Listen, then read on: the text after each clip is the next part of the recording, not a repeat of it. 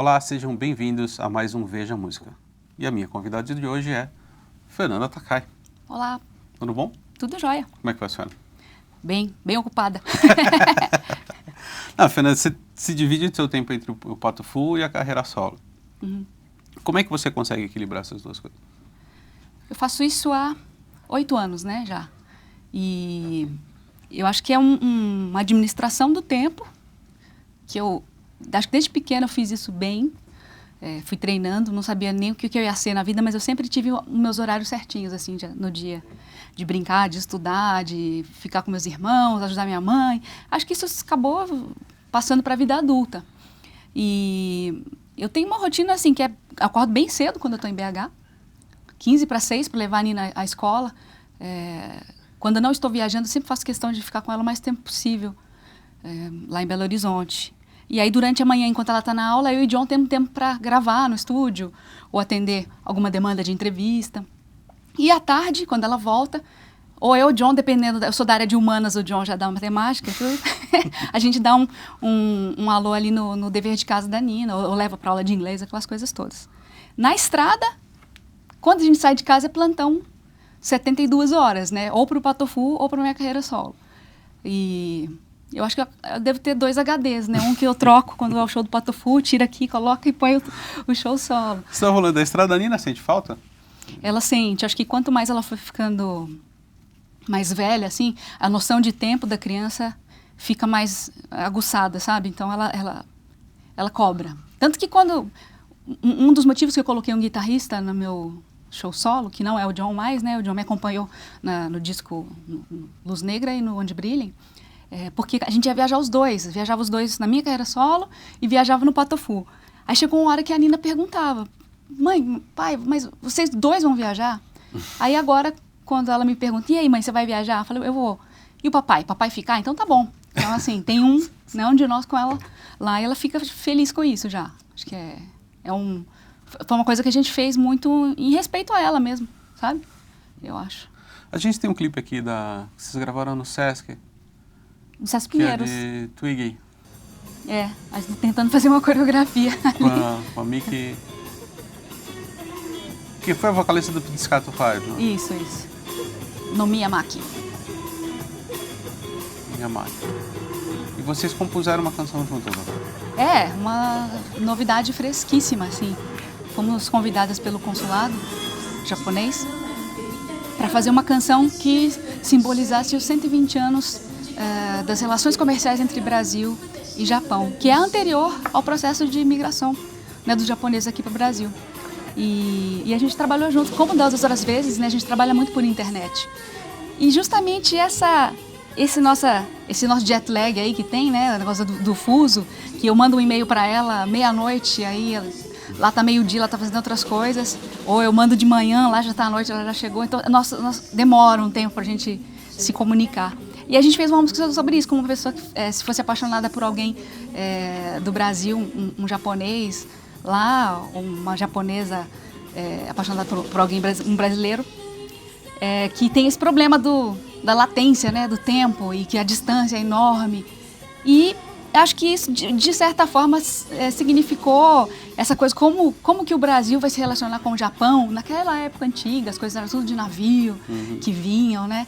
E o pessoal adorou. Eles não queriam uma canção literal, eles queriam uma canção que simbolizasse a afetuosidade, e essa coisa do Brasil e o Japão serem tão diferentes e, ao mesmo tempo, tão apaixonados um povo com o outro. Os japoneses que vêm aqui querem sempre voltar, os brasileiros que vão ao Japão ficam muito surpresos por se identificarem tanto com um povo que é tão diferente da gente, né? Assim, adoram a comida, o jeito deles de organizarem.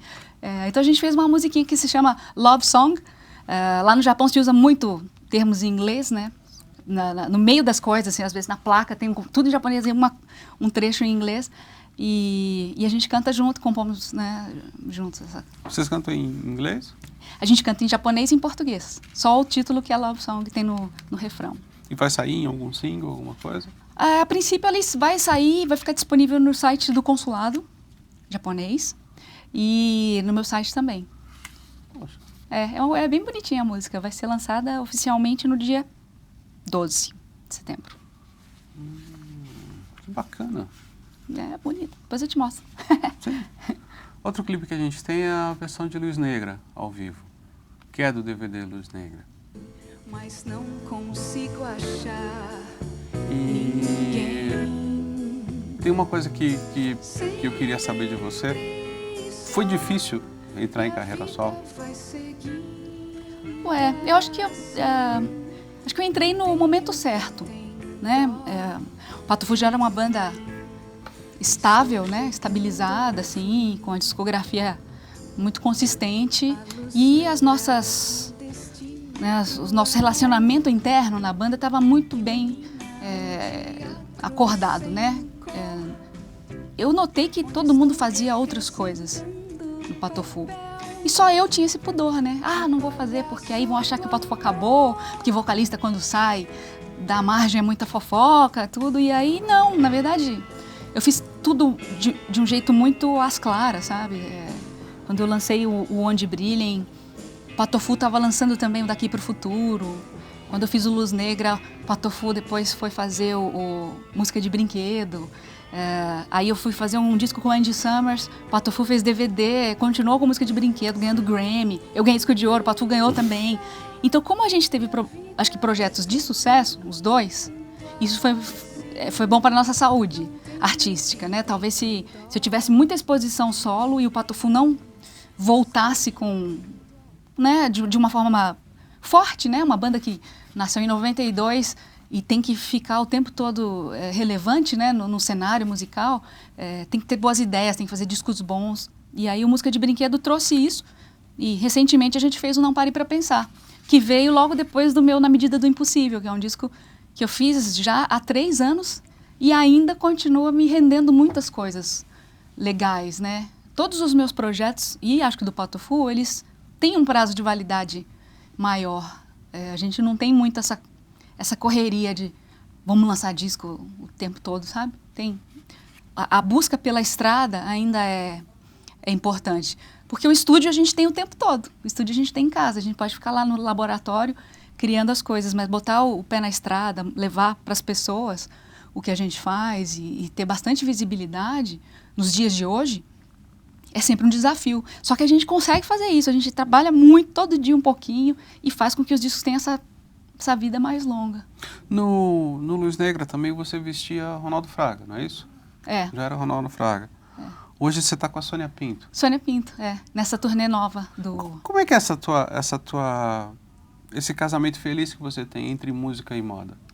Bom, a Sônia apareceu nesse momento Na Medida do Impossível, que pesquisando sobre a capa, sobre clipe, fotografia e tudo mais, algumas pessoas foram me mandando links de vários criadores brasileiros e de repente, quando eu entrei no mundo da Sônia, que é uma estilista já que tem uma história grande assim, mas eu não a conhecia pessoalmente, ela tem 2 lojas próprias, uma em Belo Horizonte e outra em São Paulo, e algumas lojas no Brasil vendem a roupa dela. Mas ela tem uma história incrível e ela é conhecida como a mineira mais japonesa do Brasil. Ela tem todo um japonismo assim, no jeito de ser dela e no corte das roupas. Então, quando eu vi aquilo, e quem me falou imediatamente, assim, falou, isso tá a cara da Sônia Pinto, foi a Renata, que é uma stylist, Renata Correia, que é mineira, mas trabalha para o mundo inteiro, uma pessoa excelente, muito, muito competente. Ela me chamou a atenção para isso. E depois eu fui trabalhar isso com o pessoal que fez a capa, que é o pessoal da Ardi Design, capa que foi premiada, ganhou prêmio na Alemanha, ganhou prêmio no Brasil, mais de um. E a gente foi montando isso, então, essas referências. Deu ser colocada na capa como se fosse uma geisha moderna, né, em busca de uma vida que é cheia de desafios e tudo, e que eu tenho que encontrar meus poderes, meus superpoderes de dona de casa e de cantora e de mãe e artista, assim, no meio do caos urbano, né, onde eu vivo. Mas para você, por exemplo, música e moda são 2 artes que você não consegue separar. Acho que elas têm que estar... No teu caso, elas têm que estar juntas, né? A minha consciência de moda, ela aumentou com o tempo de carreira, eu acho, né? Quando eu comecei, eu não tinha... Os meninos também não. Hoje eu acho que até tenho mais. O John é uma pessoa Vocês usavam com roupa de futebol, né? a gente tinha a nossa consciência de palco, Meião, de figurino de show, era algo que despertasse uma reação na plateia. Então, a camisa de futebol, ela já dá ou você começa a te amar ou odiar, né? Dependendo do time que você tá. E a pessoa da plateia ali. Era essa coisa. E depois a gente conseguia uns patrocínios de roupa e eu fui me vestindo. Eu ia lá e pegava a roupa igual dos meninos. Tipo, a gente brincava, pegar o mesmo macacão, a mesma blusa. Chegou um ponto da carreira que coincidiu justamente com o fato de eu não cantar mais do ladinho do palco, eu fui pro meio do palco, que eu falei assim, não, acho que eu não tenho que cantar com a roupa igual dos meninos. Eu pensei nisso e muita gente ao meu redor já falava, não, você não tem que se vestir igual os meninos. E eu ficava assim, não, mas eu não quero ser a menina que vai ser chamariz ali, usar saia curta, porque aí já fica mais fácil o trabalho, não é? Eu não queria fazer isso. Mas desde que eu tive essa consciência mesmo, né, eu vou arranjar alguém, então, muito legal para me vestir, sem apelar para truques sujos, e coincidiu com a ascensão do Ronaldo Fraga, né?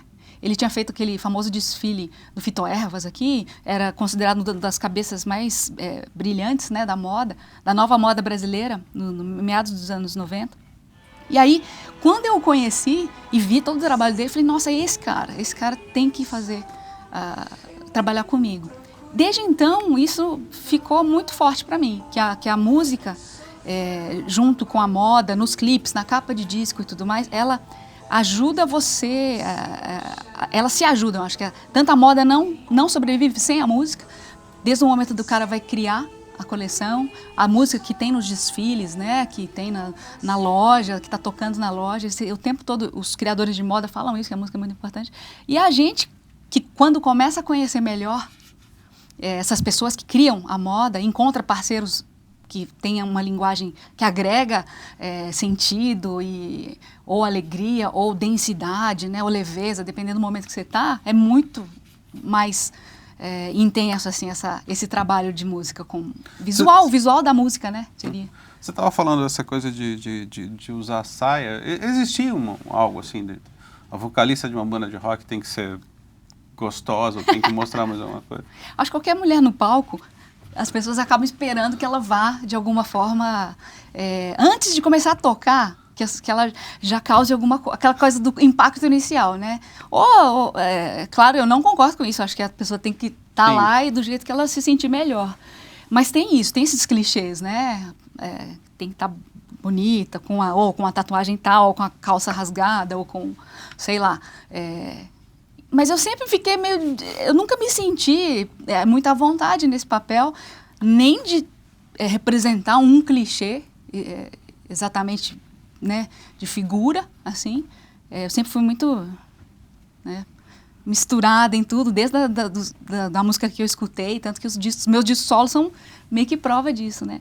E no jeito também de montar o meu figurino, o jeito que eu entro no palco e tudo. Então, eu nunca quis fazer isso, essa mensagem direta, sabe? Existe sugestão, por exemplo, em gravadora, assim, falando assim, se você usasse uma saia... Olha, antigamente eu poderia falar assim, olha, eu comigo não aconteceu, mas deve acontecer por aí. Mas hoje em dia, com tudo que é escancarado, que as pessoas filmam em todo lugar e querem mostrar, todo mundo sabe que se você é um artista que não sabe bem, você quer fazer sucesso, você não sabe bem para onde ir, você vai acatar tudo que o cara da sua gravadora falar, ou o seu diretor artístico, ou o seu empresário. Fala, não, beleza, eu quero fazer sucesso, quero fazer... então o que você tem que fazer? Você tem que usar isso, tem que ter aquele carro, você tem que estar naquela festa, não sei o que, sair com não sei quem.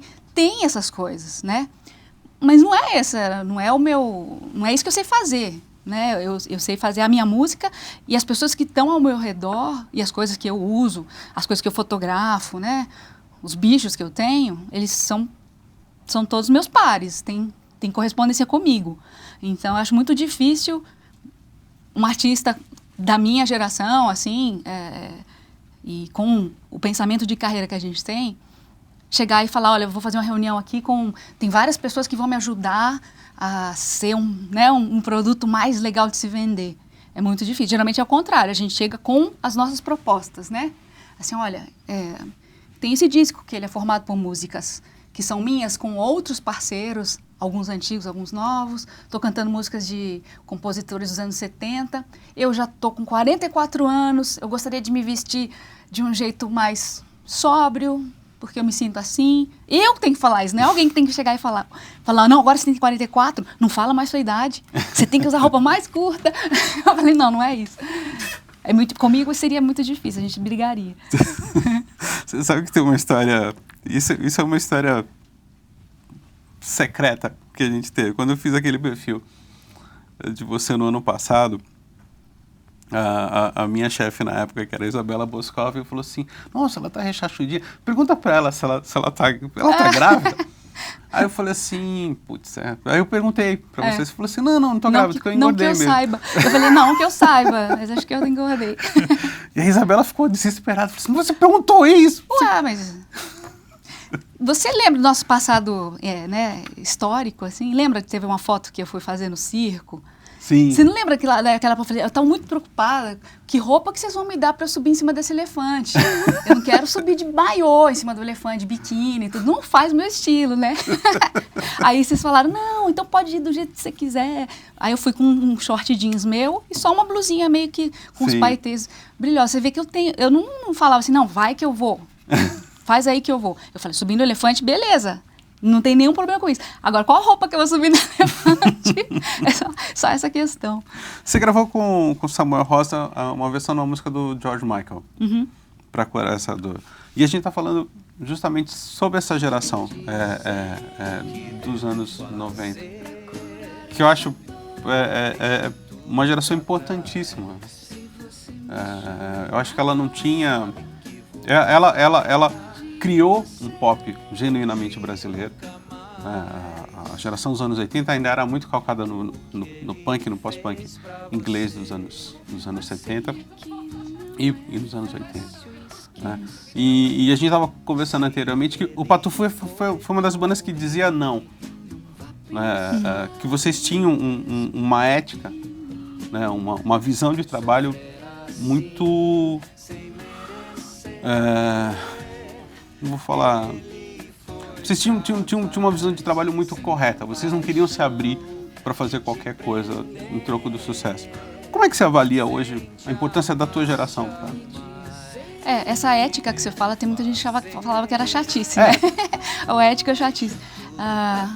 Eu fico muito feliz assim, de fazer parte dessa geração, que tem uma banda como Skank, né, tem a banda como Rapa, Raimundos fez parte também, Chico Science Nação Zumbi, porque cada um tinha um som, cada um representava um espaço geográfico, né, com a sua linguagem, com essa vontade, né, de encontrar qual que é a linguagem do rock brasileiro, né, existe rock brasileiro, assim, a gente pode falar que existe rock brasileiro, porque todos nós, assim, eu acho que continuamos na ativa, assim, a gente pensou nisso a longo prazo, desde o começo. Eu me lembro bem, assim, quando o Patufu foi gravar o primeiro disco, o Roto Music, que a gente gravou no estúdio do Haroldo Ferretti, que é o estúdio hoje do Skank, o estúdio oficial, que era um estúdio menorzinho, depois foi virando. Ou seja, a gente já sabia que a gente tinha que investir nessa autonomia de carreira, né? Então eles fizeram isso, a gente fez isso, o Jota Quest fez isso também. A gente sabia que tinha que ser um negócio administrado por nós, não dava para ser... Essas bandas, essa nossa geração, pode ver, quase, acho que nós três, nós temos um empresário, né? Tem um escritório que cuida da gente, a gente não entrou num cartel de um empresário que tem vários artistas. Porque o empresário que tem vários artistas, ele tem vários artistas. A gente só tem uma carreira, a gente só tem uma cara, a gente só tem a gente só pode defender o que a gente é. Então, isso sempre foi muito claro pra gente, que essas decisões do dia a dia, onde eu vou aparecer, com quem eu vou estar, que música que eu vou cantar, tinha que ter muita convicção, assim, a banda tinha que ter a gente fazia reunião, o pessoal fala, pô, mas vocês fazem reunião demais, né? O pessoal em Minas fazia reunião demais. Mas faz pra ir, sabe? Naquela época não tinha internet. A gente fazia reunião semanal. O que tem hoje? O que a gente vai fazer essa semana? O mês que vem a gente tem show aonde? Como dá para viabilizar indo de ônibus? Não dá? Leva metade da equipe. Isso a gente sempre fez. A gente nunca ficou esperando as respectivas gravadoras que na época a gente tinha, as majors, né? Mandar, assim, o plano do mês pra gente. A gente sempre tinha a gente estava se mexendo e se adequava no cronograma que eles tinham ali. Então, essa diferença de gerir a própria carreira, acompanhar tudo mesmo, fazer reunião, acordar cedo, eu acho que é uma diferença que a gente teve, essa responsabilidade com a carreira. Então, essa geração acho que tem isso, sabe? Pode ver, todo mundo que eu estava naquela época tem, principalmente quem está nativa mesmo, hoje tocando, lançando discos novos e tudo, tem essa noção. E no caso do Pato, do Skank e do Jota Quest, vocês não mudaram de Belo Horizonte? Né? Foi a banda que ficou lá. Eu lembro até hoje, tinha um release do Carlos Albuquerque em relação ao primeiro disco do Skank, que ele falava assim, não, mas aí eles vão mudar para o Rio, vão virar torcer para o Vasco da Gama, assim. E o Fernando Furtado, que era empresário do Skank, então ele falou assim, não, cacete, não vamos, a gente vai ficar em Belo Horizonte. Assim. Tinha muito essa certeza que as pessoas tinham, falavam assim, você estava começando a aparecer, então vocês têm que ir para São Paulo ou para o Rio. Em Minas, o pessoal do Clube da Esquina fez um movimento mais para o Rio, né, de janeiro. Uhum. E depois acho que depois que a gente ficou lá, alguns voltaram, né? Voltaram a morar lá, o Lobo Ortiz, o Venturini, estão lá de novo, moraram muito tempo fora. E eu acho isso muito bom pra gente, como gente comum mesmo, porque a nossa família está lá, né? E os nossos amigos de escola e tudo. Eu acho bom para a cena local, tanto do público que assiste, que pode ver as bandas em eventos que podem ser feitos localmente, com um público grande também. É bom para as pessoas que acreditam na nossa música, que tocam, os veículos que tocam, as rádios, os jornais que falam a notícia. Para quem está fazendo música, a cena local fica fortalecida se você tem o artista lá presente. Acho que é um pouco como o jogador de futebol, né? Quando o grande talento, abandona, meio que assim, meu time, agora que o cara tá... a gente ficava meio assim, né? Não, vamos ficar aqui, acho que é bom, vai ser bom para a cena. Ter, principalmente bandas que são muito diferentes, influenciando pessoas diferentes, né? Não tem uma estética igual, né? Cada banda tem seu jeitão, assim. E quem faz música fica... eu sei, na época que eu fazia música, que era adolescente, você vê alguém dando certo da sua cidade, né? Que tinha mais ou menos a sua idade e tudo. Era tão legal, assim, você falar, é possível acontecer. É possível tocar, aparecer na televisão, é possível alguém escrever sobre a minha música. Quando o Pato Fu estava começando, o Skank já estava, né, indo à Xuxa, dando bastante entrevista, viajando bastante. Tanto que o Pato Fu abriu alguns shows do Skank. A gente ia de ônibus, as duas bandas, porque o Skank já tinha um nome maior, né? E isso foi tão bacana ter. É um luxo, né, você ter banda de abertura. Você poder escolher uma banda de abertura hoje em dia. Sempre, né? Aliás. Vocês abriram para o Skank na época do Calango. Exatamente. Isso foi entrega de 500 mil discos vendidos. Na época que se vendia disco. Isso eu acho que é muito reflexo da gente continuar lá, sabe? E todas as bandas terem seu QG ali, tanto a produtora quanto o estúdio, né? É fundamental, assim, eu acho. A gente tem o clipe de Eu também. E o Ruído Rosa eu acho um dos grandes discos de música pop já gravados no Brasil. Assim. É o meu preferido de toda a discografia do Pato Fu, né?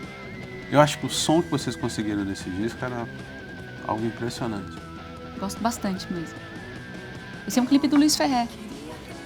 E vocês gravaram em Londres o disco, não foi? Então, o disco ele foi gravado aqui, ele foi mixado em Londres. E nem todas as faixas, a grande maioria sim. Mas eu acho que ele conseguiu assim, dar a medida exata do Pato Fu pesado com o Pato Fu lírico, com vento, sabe, aerado, assim. E ele tem uma balança boa também entre as versões, né? Porque a gente sempre colocou música de outras pessoas no disco. Porque eu é do Frank Jorge, né? Tem o Frank Jorge, tem uma versão de Tolices. Do Ira, né? E tem um pequeno sampler de uma música sul-africana que eu ouvia quando tinha 7 anos e que eu consegui botar nesse disco. A gente fez uma música, o Abu Janra e o Maurício Pereira, como os Mulheres Negras, até foi meio que um retorno deles numa época que eles não estavam se apresentando, eles gravaram. Então, acho que esse disco é bem influenciado, claro, a gente mixou no Strong Room, né, que... Eu não sei, eu vi umas fotos do Radiohead em estúdio, até parece o Strong Room de novo. Eles já tinham feito umas coisas lá, mas é um estúdio... Não, eles tinham antes da gente. Mas na época que a gente estava lá, eles tinham comentado, o Radiohead e o U2 já tinha feito som, e o Clive Goddard, né, que fez a mix, é um cara que trabalhou com muitas bandas, ele tem um som que eu adoro, que é o som do rock inglês, né? Nem é tanto do Britpop, assim, sabe? O som... É Britpop hoje, porque vão mudando né, os labels, assim, mas sempre gostei muito de Cure, Smiths, New Order, tipo, John é Joy Division, eu sou New Order, sabe? Aí tem essa coisa, assim, eu gosto bastante. E tem o Have to Go to Ground do Rock and Roll, que é do mais recente do Pato Fu. Que é o disco que entra um novo baterista pra vocês, né? Aí tá o Glauco tocando com a gente. É o retorno do John ao skate, ele e os amigos, né, de juventude. Eles falam que eles são a primeira geração de skatistas velhinhos. Esse é um disco que teve uma participação mais ativa do John, ou não? Teve. Na época que a gente estava gravando esse disco, eu estava em plena divulgação do meu disco. Sim. Esse é mais ou menos como foi o Daqui para o Futuro, né, assim, de tempo. Não. Ele foi mais parecido ainda, o processo dele, quando eu tinha acabado de ter a Nina, que foi o Toda Cura para Todo Mal. Sim. Que eu tava assim, amamentando, tava com a Nina, tava aprendendo aquelas coisas e a banda tava gravando, né? Só tava começando a compor, não tem nenhuma música minha no Toda Cura para Todo Mal e não tem nenhuma música minha nesse disco também. Foram momentos que eu estava muito dedicada à maternidade, né, naquele momento, e nessa outra maternidade que foi desse meu disco... Na Medida do Impossível, que tinha muitas peças pra gente concatenar, tinha muito convidado, tinha muito parceiro, muita coisa. Eu estava ali, mas de forma alguma eu acho que eu participo menos, né? Eu acho que o meu papel maior no Pato Fu, eu acho, sempre foi cantar, mais do que compor, né? Nesse disco tem uma música que é John, Roberta Campos e Ricardo. Tem uma música que é John e Ricardo, que faz tempo que não tinha. Então, os Pato Fu tem esses momentos, assim, que não dão crise, né? Isso que é importante. Que eu acho que a banda sobrevive, bandas como a gente, e como outras que sobrevivem muito tempo, é não ter esse tipo de crise, assim. De repente não tem nenhuma música minha no disco, mas é a banda que eu quero estar, não importa. Isso não importa que seja um disco bom, né? Quando eu vi as músicas todas prontas pro Não Pare Pra Pensar, eu achei um repertório muito, muito forte, assim.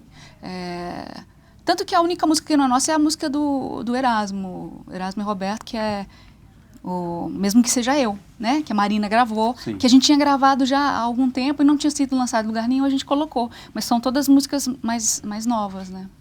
Não Pare Pra Pensar. Na Medida do Impossível, você gravou com o padre Fábio de Mello, né? Gravei, E ele foi o convidado que mais tinha... Ele e o Samuel, né, na verdade, tinha a agenda mais complexa.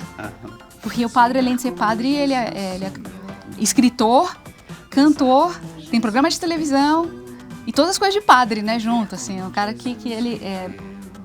Eu fiz um programa de TV com o padre e o padre Fábio, de repente a gente estava andando, indo pro camarim, uma pessoa pediu para se confessar. E ele falou assim, gente, eu vou sair aqui, eu vou atender essa pessoa, quando tiver na hora de passar som, vocês me chamam. Então, assim, ele é padre mesmo, o tempo todo, né? Só que é um padre que tem muitas atividades, foi difícil achar a data. Mas foi bacana, quando eu fui buscá-lo no aeroporto, ele estava lá sozinho, tudo, fomos lá gravar. E o outro foi o Samuel, que estava estava junto com o Santana, né? Foi bem naquela época, gravando pra lá e pra cá. Eu falei, Samuel, ele gravou, ele foi o último que gravou, foi no dia 23 de dezembro. Tipo, ele gravou e foi para o aeroporto para passar o Natal com a família, assim. Então foi muito... E por isso que eu falo, tinha muitas peças para se encaixarem ali. Eu acho incrível Na Medida do Impossível, porque é um disco multifacetado. As várias caras do pop num disco só. Assim. E pop de todas as épocas, né? Assim, e o Benito de Paula é um compositor pop que fez muito sucesso no Brasil nos anos 70, tem músicas maravilhosas. Essa música especificamente que eu cantei, ela nunca tinha sido gravada por uma mulher, né? Eu não sei nem se outras pessoas gravaram. Não lembro que na pesquisa que eu fiz Eu não acho que tinha. Não, né? Então. Eu acho que o Benito teve poucas regravações, né? Dava para. Quando eu estava escolhendo a música, eu queria gravar uma do Benito. Eu ouvi essa, como dizia o mestre, eu falei, essa cabe perfeitamente. Mas aí eu fui ouvindo as outras, falei, mas daria para fazer com ele um disco parecido com o que eu fiz dedicado a Nara. Pegar 12 músicas do Benito, 12, 13 músicas dele e fazer um disco. Olha aqui o que é Benito de Paula.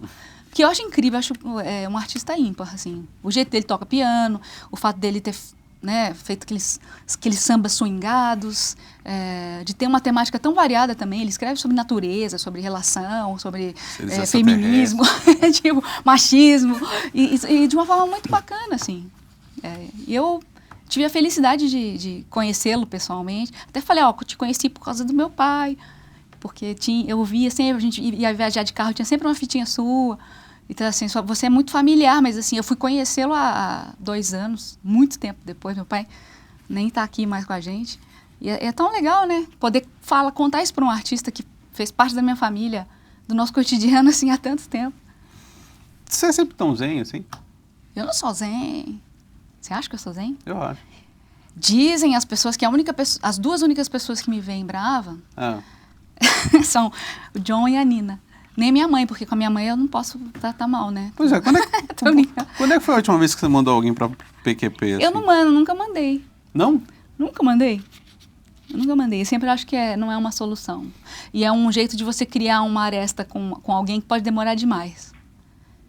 Eu sempre dou o benefício da dúvida.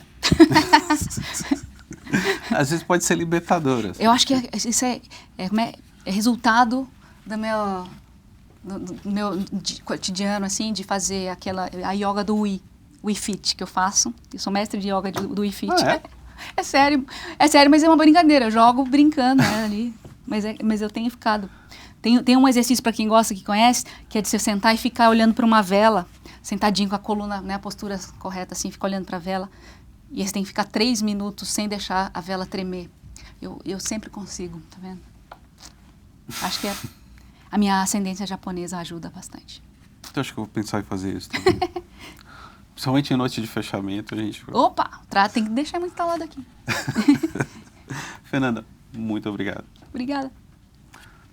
E assim termina o nosso Veja a Música com a grande e zen Fernanda Takaki.